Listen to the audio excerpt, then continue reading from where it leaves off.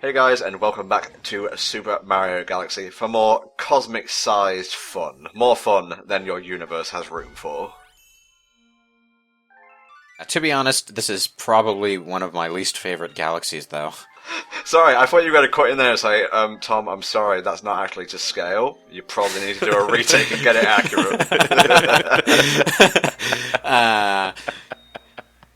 Yeah, but you know, I don't like the B level, to be honest. It's a little too.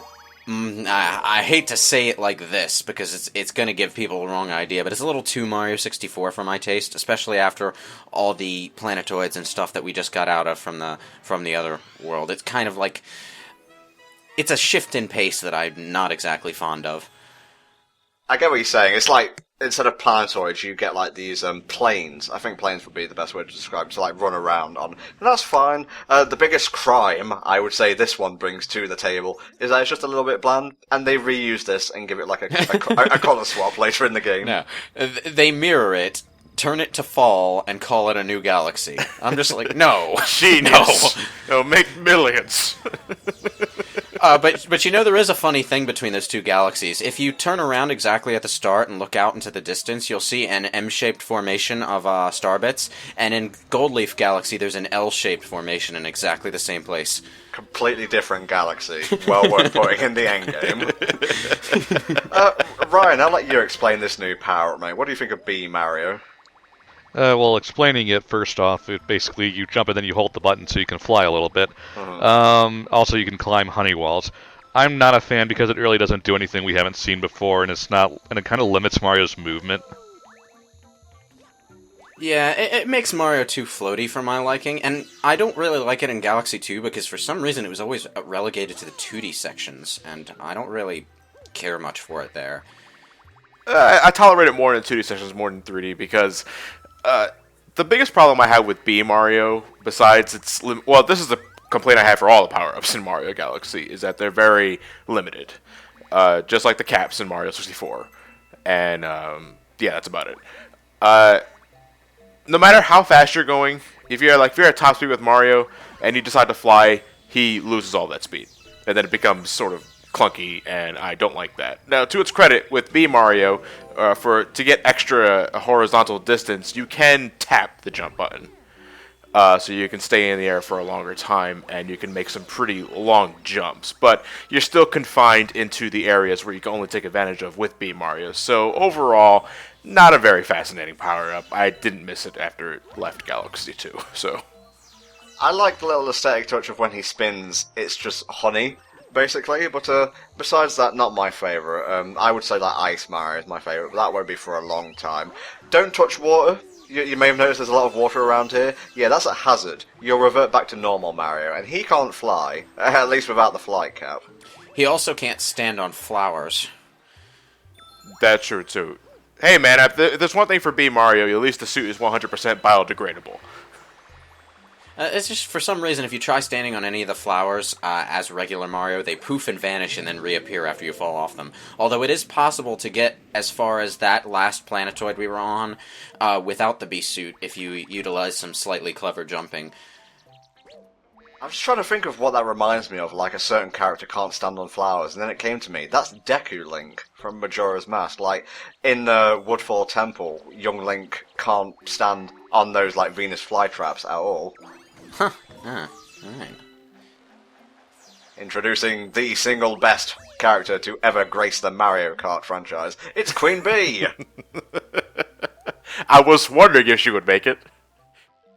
Also, the most suggestive moment in any Mario game ever, and I refuse to believe this wasn't intentional on the developer's part. I don't know, man. You ever played any of the Mario RPGs? They can get pretty crazy. Most suggestive? Really? Are we ignoring the fact that Peach doesn't immediately say no, I'm not your mama, you stupid little boy? Well, that was more unintentionally suggestive. I don't know, man. They could have written a simple no, they didn't, and I'm gonna take advantage of that. But I agree, we're giving this Queen Bee a massage for star bits. What, star pieces. They could have moved that one particular star chip a little bit to the left or right, and it would have been a lot less, Well, to get our minds out of the gutter, those are some fantastic hair textures. I wouldn't say they're kind of like Sully from Monsters, Inc. tier, but for what the we can put out, they're pretty great. And behold, the introduction of Captain Toad! I like how he has a specific reaction if you talk to him with the bee suit on. Kind of like Luigi later has a reaction if you talk to him with the boo suit on. Man, Captain Toad got kind of pudgy, looking at him here. I guess he started stress eating once he got back. He got... It did a number on him. The poor thing. Yeah, he got a little... Yeah, he definitely got a little more stuck between this game and Captain Toad's Treasure Tracker. You know, that's not out in... Well, I suppose it will be by the time this video goes up, but not currently out in Europe. Thanks, Nintendo of Europe, I guess. I heard the game starts off really well and then descends into tedium. I can imagine that. I like the Captain Toad stuff, but I don't really see myself enjoying it for marathon stretches. It all depends on how long the game is for me, and I'll leave it at that. That seems Rosalina has something to tell us. The game will sometimes like interrupt the flow of stuff to bring you back and just talk to you for a little bit. I personally don't mind this, but when I was recording, I started to get a tiny bit frustrated because I was like in just go mode at that point. Yeah, you played the game a million times before this already, and you just want to get a move on. Everybody gets like that, even their favorite games in the series. Yeah. Like Majora's Mask, going back to that for a second, that's incredibly front-loaded. Like, you're not even young Link until, like, if you're playing for your first time, like an hour or so into the game, so you've got to have patience. So let me ask you guys, when you're playing any 3D Mario game, I guess would qualify, do you strictly stay in that one world until you get every shiny you can get, or do you like to change things up? Like, I'll get a star in Good Egg, then I'll go get a star in Honey... Well, then I'll go to Honeyhive. I was about to ask the same question, actually. You ripped it right out of my mouth. Thanks for that. Well, put it back where you took it from, you question stealer. Well, Honeyhive doesn't open until you get at least 3 stars, I think. But in, like, later galaxies, when you have more than enough than what the quota asks for, do you guys like to switch things up, or...? In this playthrough, I'm going to get every star I can in a given galaxy just for that sense of completion. There will be, like, secret stars, comet-driven stars later on. But, I think in my first playthrough I kind of mixed and matched. Yeah, well, I started trying to meticulously get every star in a given world, but then galaxies like Deep Dark Galaxy and Gold Leaf Galaxy tired me out, so I started hopping around more during the latter half of the game. I'm the type who always tries to go for 100%ing a level when I can actually do it. Especially in games like, well, this isn't Mario related, but Banjo-Kazooie. I love 100%ing levels though. Yeah, well, in my latest playthrough, I'm about 57 stars in, and after the first world, where you're still kind of constrained, after you pass that point, you do have a lot of options as far as how you go through the galaxies, and it is perfectly possible to not visit the same galaxy twice in a row for most of the game. That right there is a talking billboard. If you don't want to be squawked at, you can easily bypass him with some fancy wall jumps here. Which one is that? Is it Billboard, Jillboard, Gilboard, Philboard? I think there's a Philboard, yeah. Hank Hillboard. I'm going to give you tutorials. Tell you what.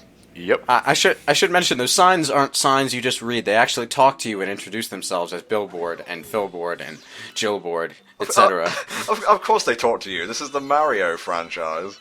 It's weird on, like, the Mushroom Kingdom. It's even weirder out in space and whatnot.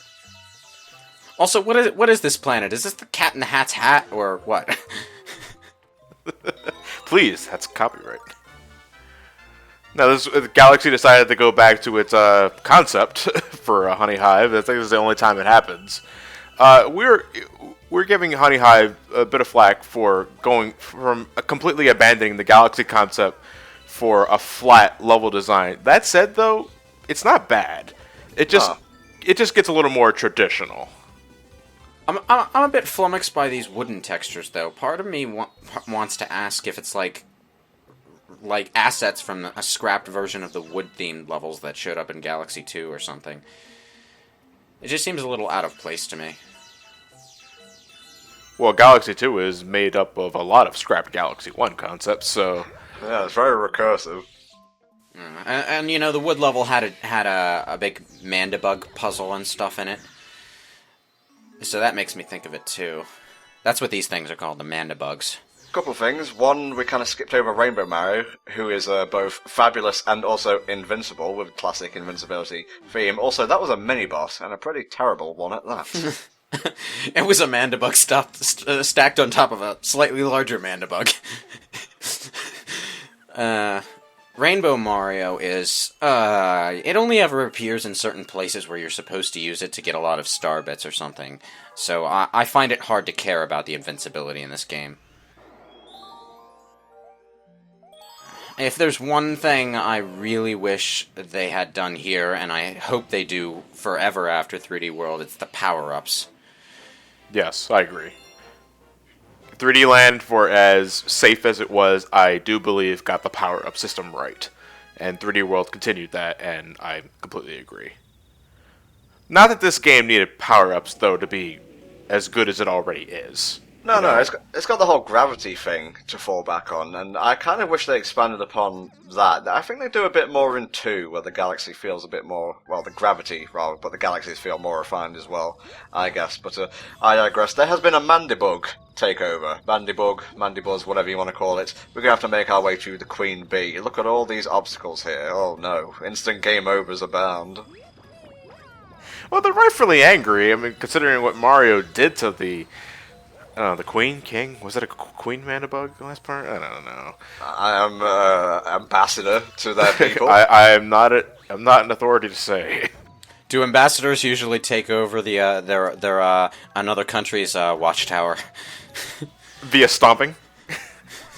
No, what was happening last mission was the Mandibugs took over the Bee Kingdom's watchtower. What would they have done if Mario hadn't completely fucked up and let Peach get kidnapped again? Like, he would have never come here. He would have never rescued their kingdom. It's like their army should be massive. Do you know how many bees there are in, like, any given colony? There's a lot of them. Yeah, but what are these bees based off of, though? They look like standard yellow jackets. Maybe honeybees, I suppose, but African killer bees. Oh yeah, that's like 2 galaxies over. We we fly into the wrong one. We'll have to wait for Galaxy 3. All right, it's Big Bad Bugaboom. This boss was shamelessly rehashed very early on in Galaxy 2, except you fought him with the cloud suit. Totally different. This guy, he's really easy. Just make use of the flowers to get the height you need. You can even stick onto the wall pads there if you want to wait for him to come round. But you can speedrun this guy pretty easily without any hassle. I have never used the honey comb on the tree. I've always used the flowers because I like to think I have a good sense of timing with the flowers, but... The only time it can trip you up is when it turns on its side. But can I just say, I pity the Mandibugs. All of the Mandibugs, because they're all born with natural kick-me signs painted on their backs. Oh, the Mario universe is a cruel one. Yeah, but does it even stop with the Mandibugs? I kind of feel bad for all of the bosses in these games, because when you kick their asses, you really see their expressions after the destruction.